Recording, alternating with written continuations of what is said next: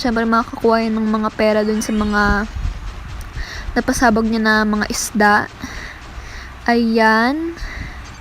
So, may ulit guys. Itong may bonus na yung sa crab. So, try din nating targetin yan. At ayan. So, nakakuha ulit tayo ng bonus guys. So, meron tayong free laser cannonball. Ayan. So, pipili lang ako ng gusto kong targetin dyan. At syempre dun tayo sa may maraming crab na may mga treasure din kasi malaki yung pwede nating makuha dyan. Katulad nun, di ba nakita nyo? Ayan, 500, tas puro 50.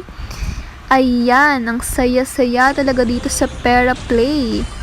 Sa fishing game ng Pera Play na bombing fishing. Talagang sumasabog ng pera dito guys, sumasabog ng panalo. Ayan, so naka 3K naman tayo this time guys. Ayan. So, magta-target na ulit tayo ng mga isda. Try natin tong may kuryente ulit dahil lagi natin tong nakukuha. So, ayan. O, diba? 600. Saya guys, diba? Nagpipipindot lang ako dito. Papili-pili lang ako ng isda. At ayan, kumikita na ako ng pera. Kaya guys, nako, sinasabi ko sa inyo, try nyo na dito sa Pera Play. Talagang hindi kayo magsisisi. Dahil guys, hindi lang din ito yung pwede nyong laruin. So, hindi lang fishing. At hindi lang itong bombing fishing guys. Kasi, marami pa silang ibang mga fishing game. Ayan, tas bukod sa fishing game, meron din silang slot game, arcade, lotto, at marami pang iba guys. Talagang hindi kayo magsasawa. Ayan, so umabot na nga sa 10K yung balance natin guys.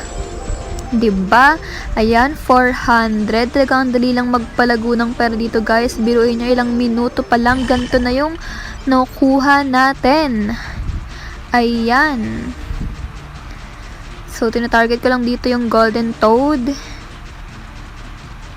Ayan. Okay, so 400. At ayan, nakuha natin yung bomb crab guys. So, diba, nakita nyo yon? Sabog-sabog siya dyan. At ayan, nakakuha tayo ng 750. Okay. At dito na nagtatapos ang video natin for today guys. Kasi tingnan nyo naman yung balance natin. Naka 11,200 na tayo. So, diba, talagang ang napalago natin yung balance natin guys. Ayun lang guys, thanks for watching and see you on my next video. Bye guys!